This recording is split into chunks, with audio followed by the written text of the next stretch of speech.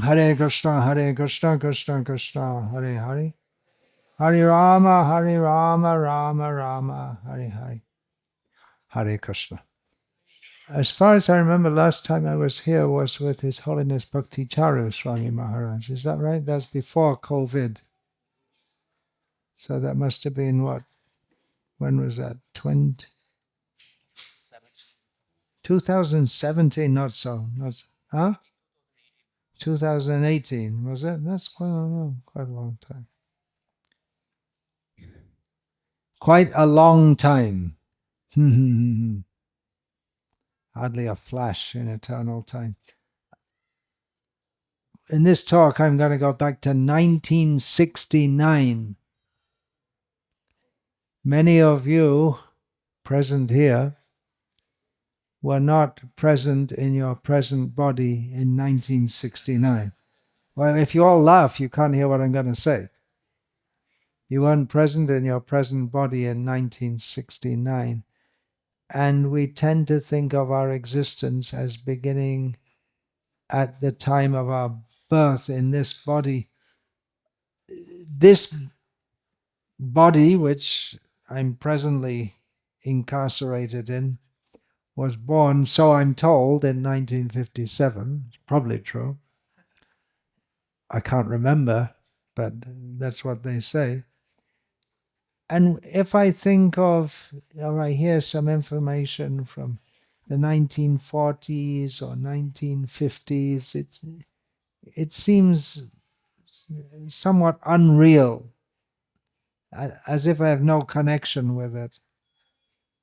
So when we talk about 1969, those of you who are born later than that, or maybe just before that, it might seem to you like it's not real or you have no connection with it. Of course, we were all somewhere in some body, but we don't know which body we were in. Would you like to come, those who are standing? You can come and sit down. Just having a look, is it? Just coming, having a look. You want to go and take darshan? You can do. Or if you want to listen, you can come inside. Mostly people don't want to listen.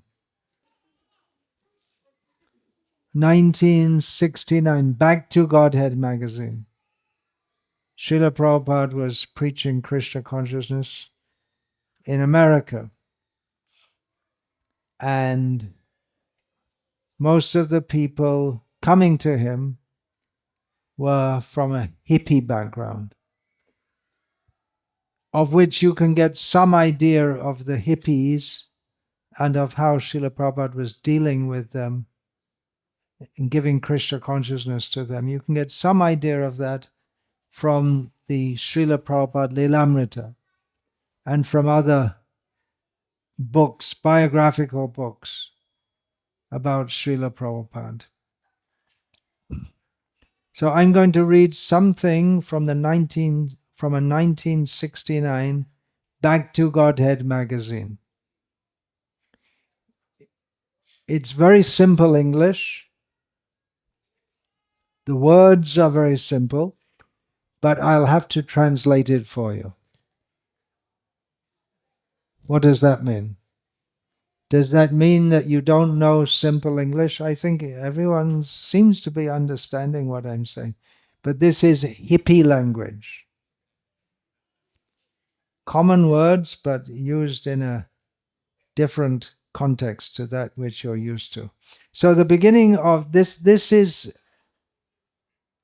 an advertisement trying to induce people to take to Krishna consciousness, aimed at 1969 hippies. So the first 7 words are stay high forever, no more coming down. So you stay, you know what this word means. High, you know what it means. Forever, no more coming down. Very common words. What does it mean? What does it mean? Stay high forever. I'll try and explain a little bit, as I was also. I came in at the tail end of hippie culture. I was a bit a bit behind in terms of, if I'd been born a few years earlier, I could have been right in the heart of it. I'm glad I wasn't, but whatever contact I had some contact with it. So here, high is a term used in hippie language at the time to mean drug-induced euphoria, particularly LSD, dilysergic acid, something like that. But we used to call it strawberry fields, yellow sunshine. They're hippie talk again, but they're different code names. And there were other. The two most popular drugs were cannabis in its various forms, which is mostly cannabis. You can either grow it yourself or buy it, or hashish. Ganja, it's commonly known. And then there are other drugs also, amphetamines, speed, that was called. And if you want to get into it more seriously, there was cocaine and heroin and dangerous, really dangerous stuff like that. But anyway, high means the idea was that by taking these drugs, your consciousness goes high. Actually, it's not high. It's low, but some drugs, especially LSD, had or still have the propensity to induce experiences which are similar to those experienced by mystics. If you know what a mystic is, it's something like a yogi, something similar to that, to induce experiences whereby people feel they have no actual relationship with this world, or they feel themselves to be spiritual. And there were, not beginning with the hippies, practically since it was first discovered, this drug, it was being experimented with, and even a reputed intellectual author, Aldous Huxley, he wrote about his experiences with this drug. And then there was a Harvard professor, Timothy Leary, was popularizing this, for which he was expelled from Harvard. But this was considered to be a great breakthrough among the hippies for consciousness expansion. That you can, by taking this drug, your consciousness goes to a higher level, a spiritual level. And there was talk that, there was another one, that Richard Alpert Ramadas, the follower of some guru in India, who said that in his summation of it was that in Kali Yuga, God comes in the form of a pill, because this LSD is generally ingested in the form of a pill. It used to be very tiny pills, very, very small. So the idea is you get some kind of spiritual experience. You can also have very bad experiences, because it opens you up to the astral platform or the mystic platform. You can get taken over by evil spirits also. That can also happen. But the idea is that you get a high and you come to a somewhat of a spiritual platform. But then you come down, the effect of the drug wears off. and you may experience depression or other adverse psychological effects. So stay high forever means come to a level of higher consciousness. As stated in Prabhupada Lilamrita, consciousness among the hippies was a buzzword. I don't know how you translate buzzword into Indian languages. It was a word that was a lot in hippie parlance, with the idea that we have to expand our consciousness. And this is all very fresh, and the idea that our consciousness can come to another. It was a whole big cultural phenomenon, which has been written about in various ways. It was called the hippie counterculture, because they were against American or Western materialism, the idea get a big house, get a big car. It didn't happen in India yet. People are still fully into it. The idea of get a good job, earn money, have a good house, have a good car, and enjoy life. But there was this hippie counterculture, and there are all kinds of things going on. Books by, for instance, Lobsang Rampa was explaining about Tibetan mystical experiences. It was complete bluff. He never had anything to do with Tibet, but he was just pretending. It was a Westerner pretending to be a Tibetan Lama, but it gave people the idea that, well, maybe we could do that also. And they're interested in Buddhism, and it's gone on now. And in the Western world, Buddhism is established, but at that time it was fresh and new. And hippies started going to India and smoking ganja with the sadhus at Haridwar.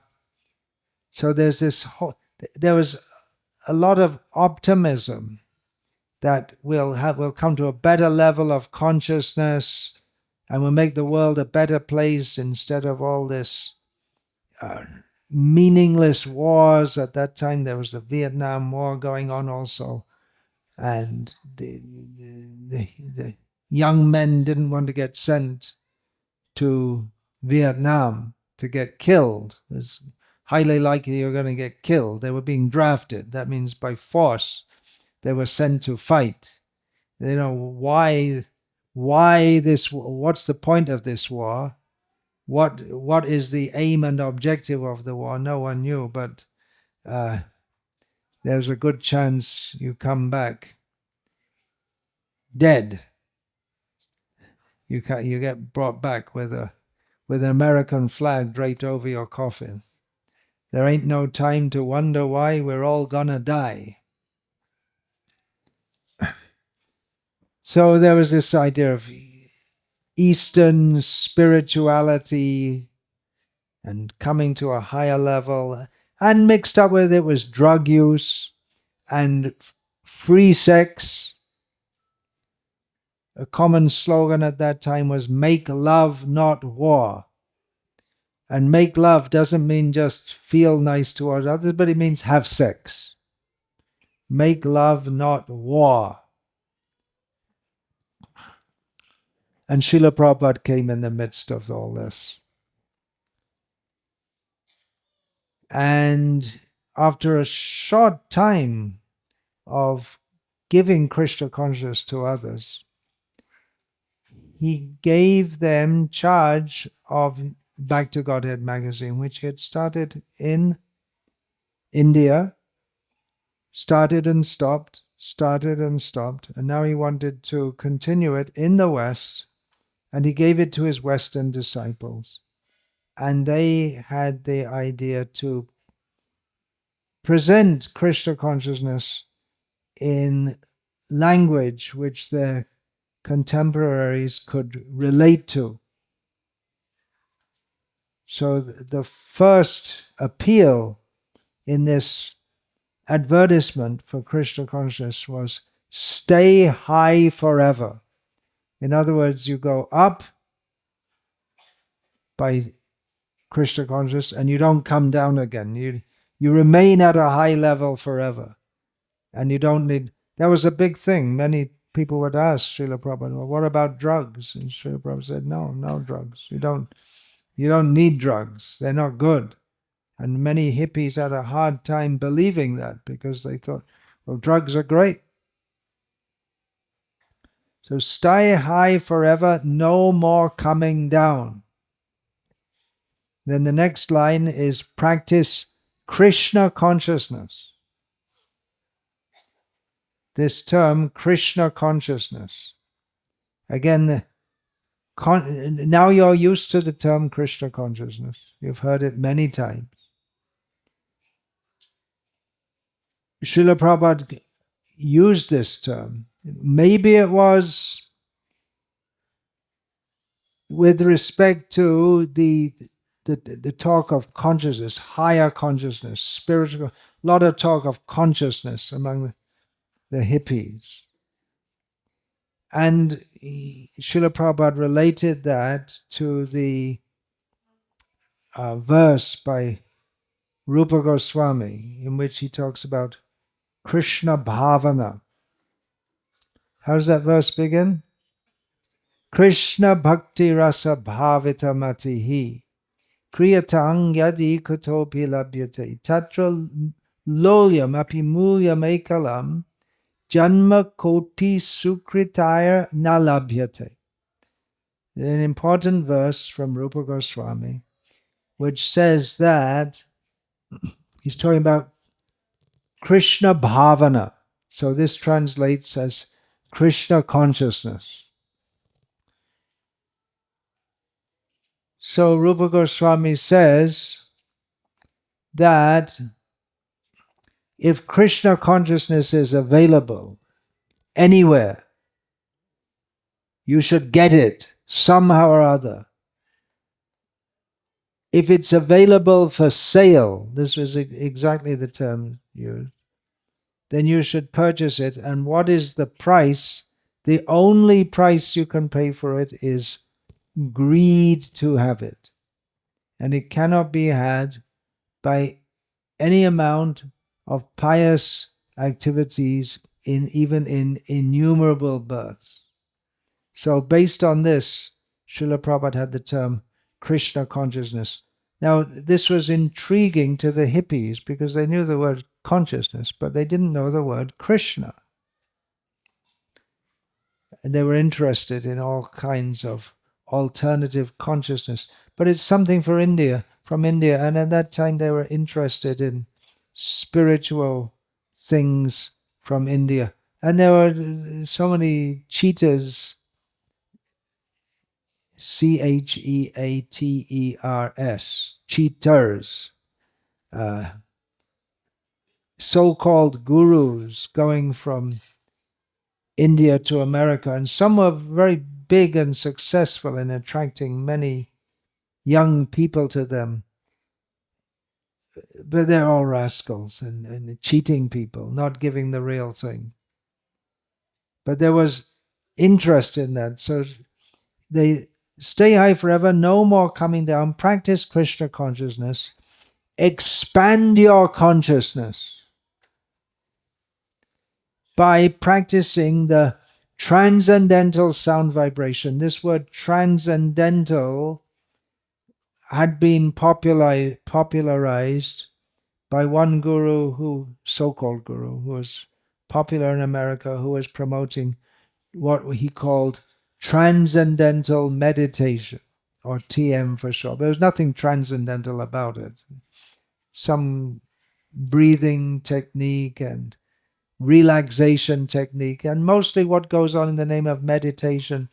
You can have meditation courses, Vipassana, but it's all bogus what they teach, because if you really want to practice meditation, then you can't do it for 15 minutes in the morning. There's a whole lifestyle you have to have. You have to be a yogi. You can't have it 15 minutes in the morning so that you can relax and get charged up to go to work, or when you come back and just relax, and for getting free from stress. This is all nonsense.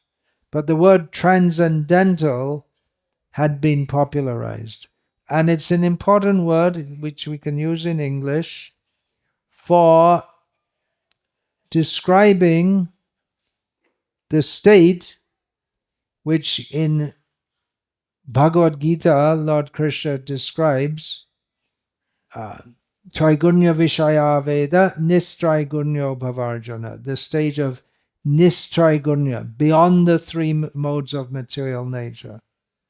That means transcendental, above the modes of material nature. There's nothing below the modes of material nature. There are the three modes, and there's above. You can't go below, because anything in material consciousness is covered by the three modes of material nature.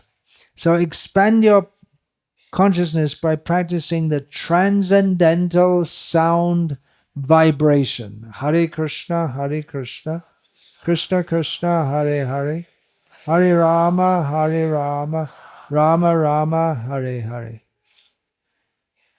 This chanting will cleanse the dust from the mirror of the mind and free you from all material contamination. Now here we see is directly from Chaitanya Mahaprabhu's teachings in the first verse of Shikshashtaka. Then what is written, it is practical, self-evident, and requires no artificial aid. This is excellent.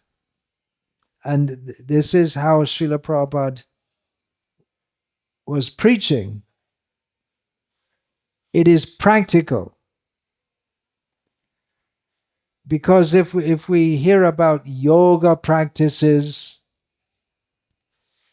even at the time of Krishna, when he was speaking Bhagavad-gita, when he was here, Arjuna found the yoga system that Krishna taught him. In this, we find in the 6th chapter of Bhagavad-gita.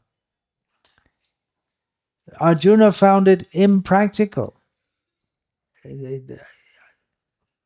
Actually, it is. Unless you really detach yourself and really make a major change in your life.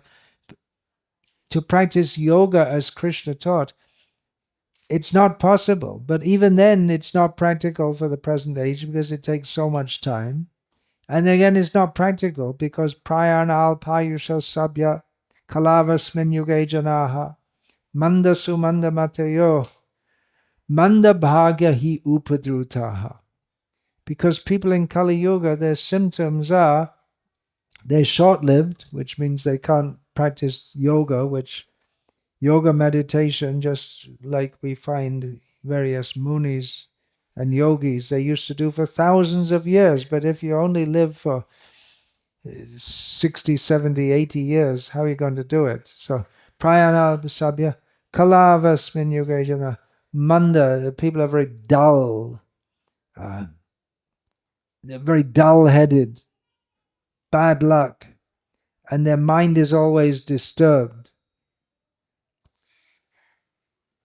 So we can't do that kind of yoga, but it's impractical for us. But here, chanting Hare Krishna is practical. Next, self-evident. You do it, you'll get the result. You can find out easily. It's not something that we tell you, you do some meditation, and after 20 years, if you practice, if you meditate on the chakras within your body, after 20 years, you can whatever. But no, immediately by chanting. It's self-evident, and it requires no artificial aid. No drugs. Try it and be blissful all the time. So this is very good advice and good preaching at any time. It's relevant also now.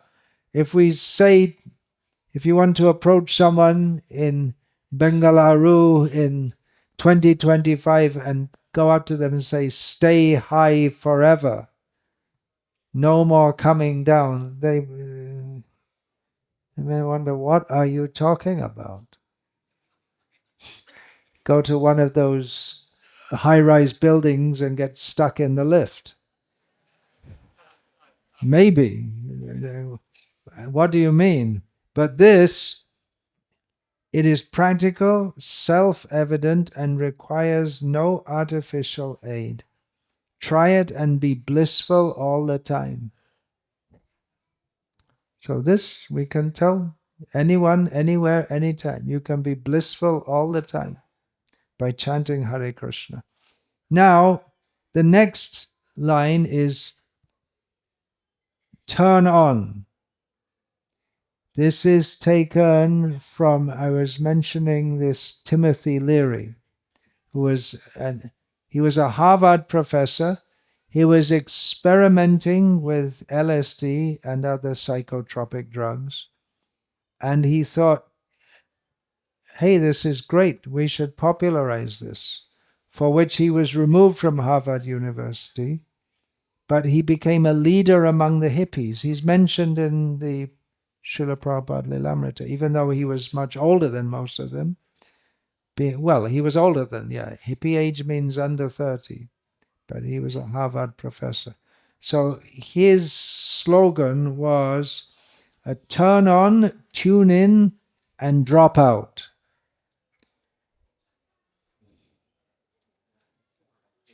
Turn on, that's something like similar to raising your consciousness.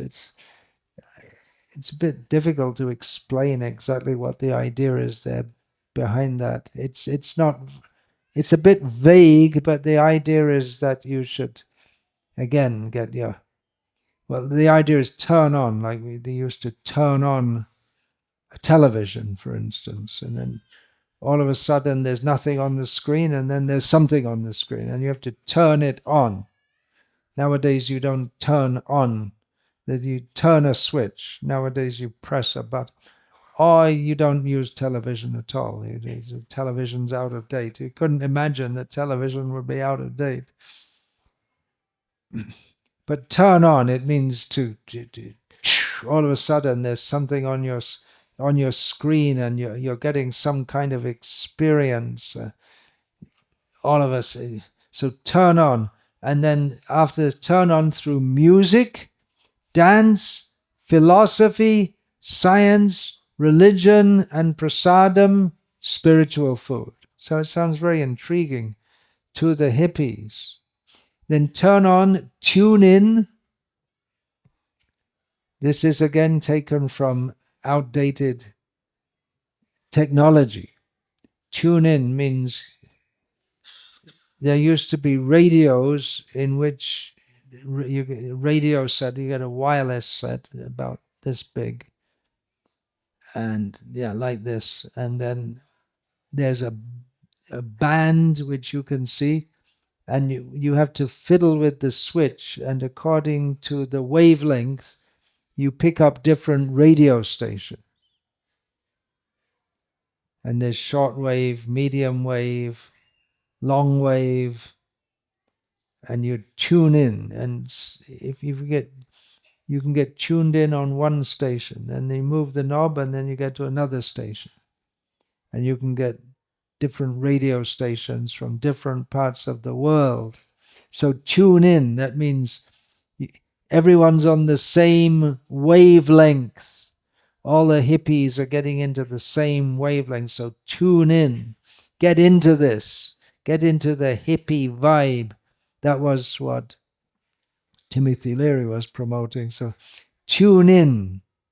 It's just hippie slang, that's all. But it's being used to attract people to Krishna consciousness. Tune in Awaken your transcendental nature. Rejoice in the ocean of bliss.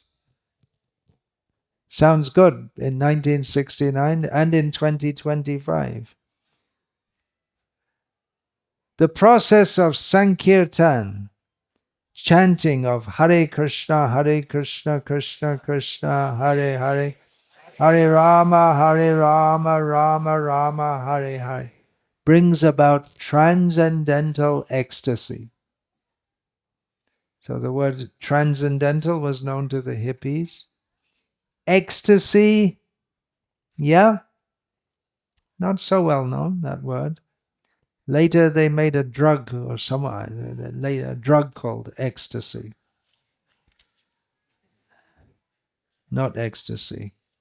So here we have turn on, tune in, and then drop out. So in hippie language, drop out means you leave mainstream society. Don't be part of it. Don't be part of this materialistic, completely unenlightened society. But here it's being said in Bhagavad-gita, drop out of movements employing artificially induced states of self-realization and expanded consciousness. Drop out of artificially induced states of self-realization. That again refers to drug use. The idea that you get self-realized by taking drugs. So drop out of that. And as Ravindra Swarup Prabhu and others noticed, well, especially he wrote in one article, that the hippies, first of all, they dropped out of mainstream society. And then to come to Krishna consciousness, they dropped out of hippie society. So they were double dropouts. But it was, they dropped out, but they didn't drop, they went up.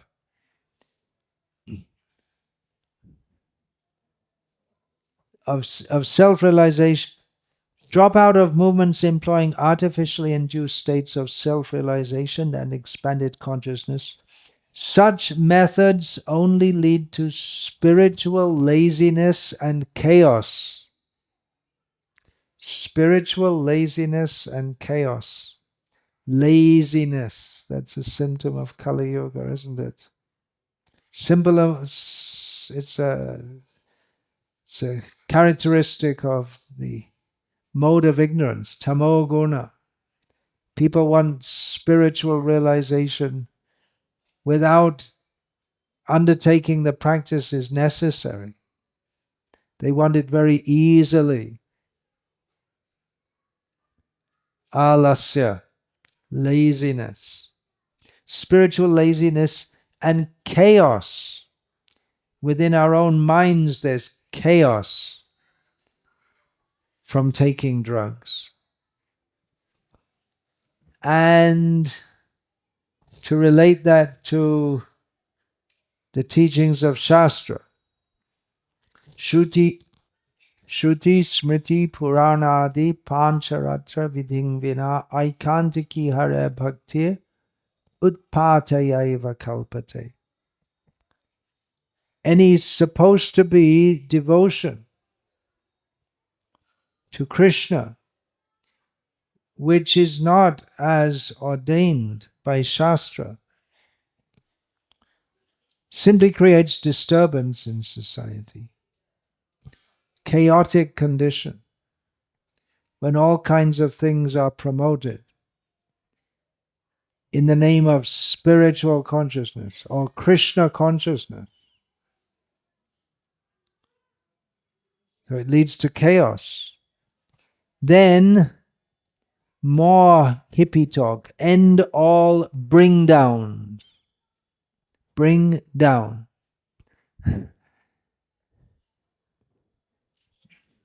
Bring down. I mean, it means something which brings you down. Again, this is referring to consciousness, something which brings your consciousness down. So end all bring downs, flip out, Again, it's hippie language. You could look it up.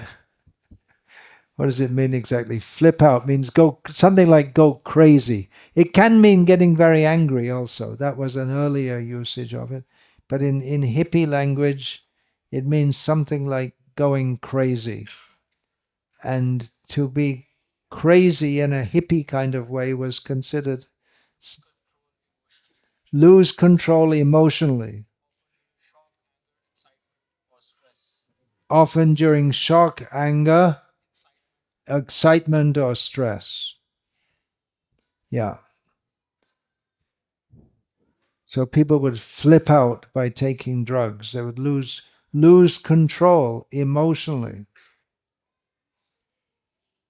But that was considered good in the drug-induced state. Flip out and stay for eternity. That means you flip out. You get out of, the idea is getting out of ordinary consciousness and getting in spiritual consciousness for eternity. I wonder actually if you ask the hippies, would they really like to be on a drug trip forever? Very intense experience. But the idea was that stay for eternity. Bhakti, continuing to read, Bhakti Yoga has been practiced for many centuries and is authorized by India's great acharyas. Acharyas, they wouldn't know what the word means. And even now, it's not. The term hasn't entered mainstream English as the word yoga has entered, guru has entered. You all know what acharya means. Everyone in India knows what acharya means. Kind of. It's like the word guru is known. It's known, but it's misunderstood. Acharya means one who should know Shastra and teach Shastra. Achinoti yashastratam acharistapyatyapi swayam acharate yasmad acharyastena kirtitaha. The position of acharya is very much connected with Shastra. He's collected all the conclusions of Shastra and teaches them by practice and precept. That means by achar, by his personal behavior, acharan, and by pracha and speaking. So his vichar also has to be proper. This is an acharya. But the word is used in a conventional way to mean the head of a mat or someone who gives initiation or the head of an educational institution, or it's a Brahmin surname. He may be driving a bus, but he's an acharya. His name is Acharya. So they're conventional usages. So continuing reading this, Swami Bhaktivedanta, this is before Srila Prabhupada became widely known as Prabhupada. Swami Bhaktivedanta is in the bona fide line of Krishna's disciplic succession. And what that means exactly, the hippies wouldn't know, but it sounds interesting. That it would be intriguing. And even that idea is not known very much in India today. Anyone can pop up from anywhere and call themselves a guru. The idea that you're supposed to be in a disciplic line is hardly there. Anyone who can talk in an interesting way, which sounds to ignorant people somewhat spiritual, and get it out on YouTube, they become a guru. So the principle of disciplic succession, Srila Prabhupada is always emphasizing this. That my authority is not my authority. It comes from Shastra and from the disciplic succession. He, referring to Srila Prabhupada, has especially come to this country to spiritually guide young Americans. So I thought I'd share that with you. You're hearing so many talks from so many talkers about Krishna consciousness, and I thought I would share this with you. The amazing thing that Srila Prabhupada did in even thinking that such people could take up Krishna consciousness seriously, and doing whatever he had to do to bring Krishna consciousness to them. And at that time, there was no idea of ISKCON all over the world. There was no idea of having temples in, what's this area of Bengaluru? HPR layout. There was no HPR layout at that time. This was fields. What were they growing? Jowar, ragi. What's the main crop around here? The main crop is software, I guess. Nowadays, but at that time, this was a long way from Bengaluru. Maybe by bullock cart, which was the most common means of transport apart from walking at that time, it would take you maybe half a day to go there. Still, it takes half a day if you get caught in the traffic. Yeah. Now we have fancy cars which move at a top speed of 20 kilometers an hour.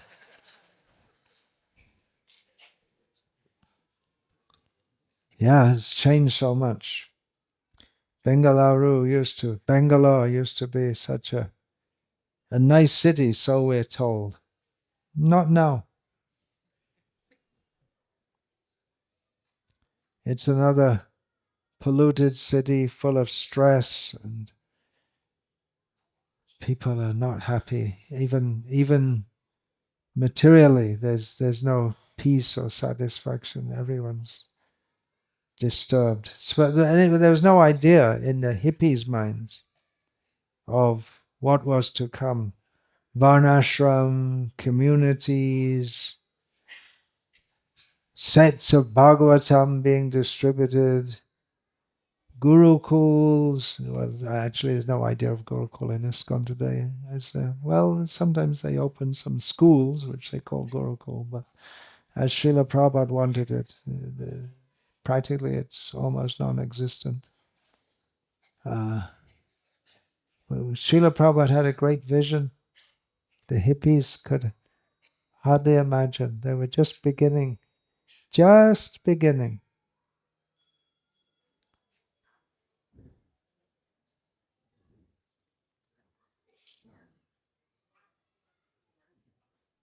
1969.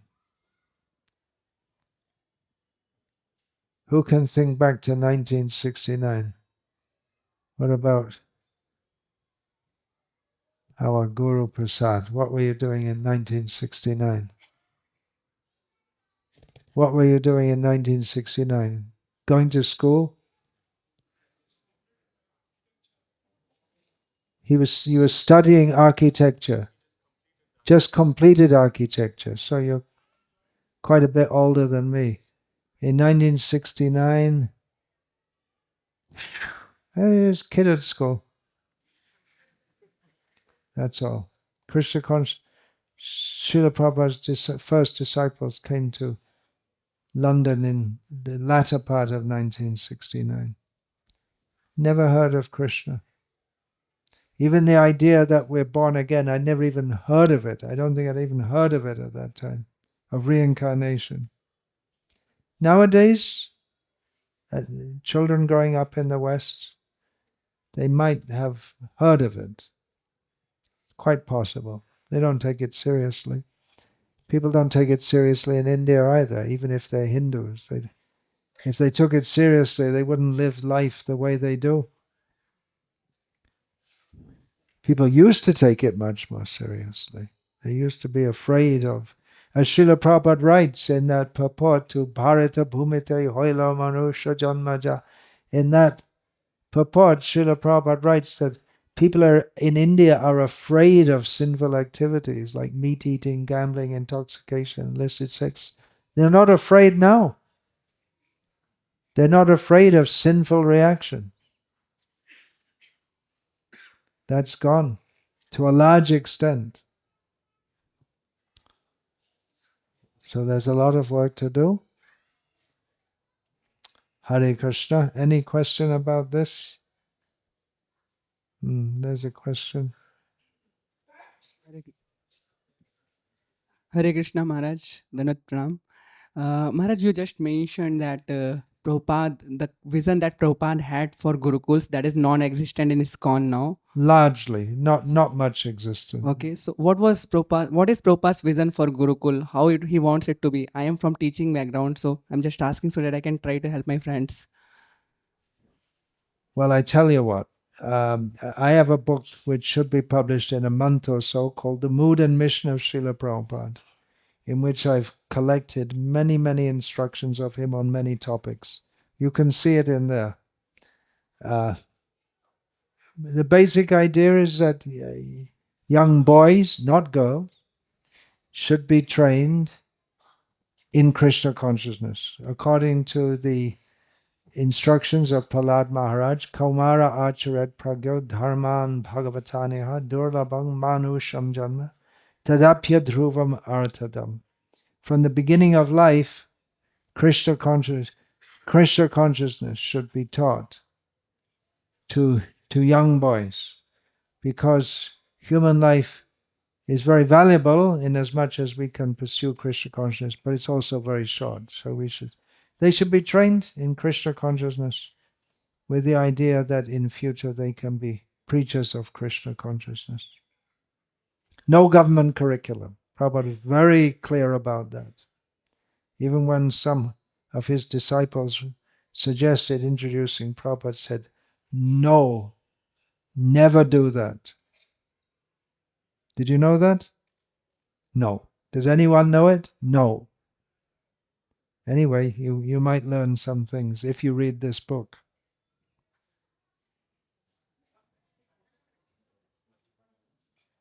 He referred to the mundane educational institutions of the kind that you teach in as slaughterhouses. So you are a butcher of a type. Yeah, it's slaughtering people's, from the very young age, their spiritual consciousness is destroyed by education. It's not taught directly, but the idea is instilled that life is meant for working hard and making money and having a respectable middle-class existence. That idea is instilled, along with neo-Darwinian evolutionary theory, and nowadays in educational institutions, it's what they're teaching about gender and homosexuality is okay and transgender is good. Not just okay, it's good. And really extremely demoniac what's coming in the educational system. If you're concerned about this, there's a new book by Rajiv Malhotra, who has written several books on various pressing issues in India today. So he just released a book. What's it called? Who is Teaching Your Children? And it shows the demoniac influence. I'm not sure if he uses that word, because I haven't read the book. I just saw it. The demoniac influence of absolutely demoniac ideas that if someone is, which are taught in the West, and it's really messing up the West, that a child is born, boy or girl, you don't train them to be a boy or girl. What is a boy and what is a girl? It's pretty easy, right? When the child is born, they see the genital and they mark in the birth certificate boy or girl. But they say no, gender is a social construct. So you teach children from the age of 5, even if you have the body of a boy, you can be a girl and you can have a sex change operation. And they're doing this.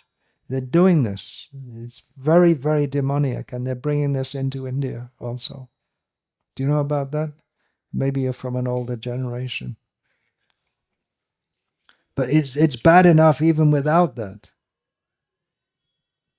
The children are from the beginning of life. Are they happy? Not the middle class kids, because they have so much pressure on them. What you're doing to your children is horrible. Because you have to do it to be respectable. Forcing them to study and work, so much pressure. Many of them have psychological breakdown, suicide. What you're doing to your children is demoniac, actually. It's the culture, and you think it's good. It's not good. The whole civilization is... Srila Prabhupada had so many adjectives. Hog civilization, dog civilization, worse than animal civilization, demoniac civilization, Hiranyakashipu civilization, licking the vagina civilization. These are some of the things Prabhupada says. And you think it's good. Srila Prabhupada was a revolutionary. But it's good if he can save you from all these things. But you don't believe it. You want to have spiritual life and be successful materially also. It's very important that you have a good job and a good car and a good house and all the things that make you happy. And no one's happy.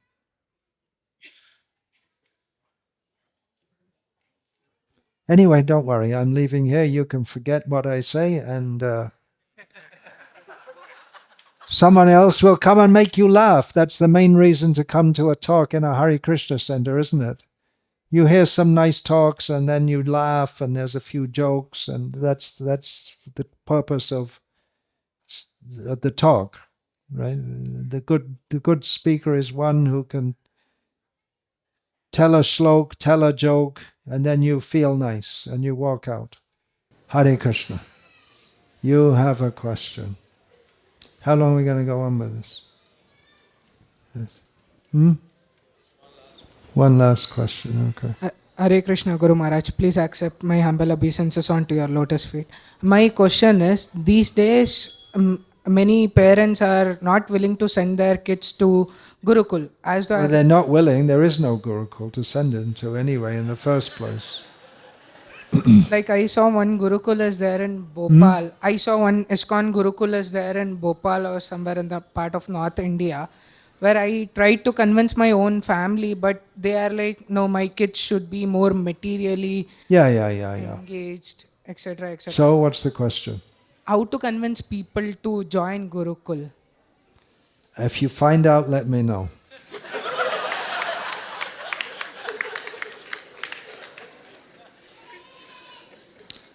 It's called Matyena Krishne Paratasvatova.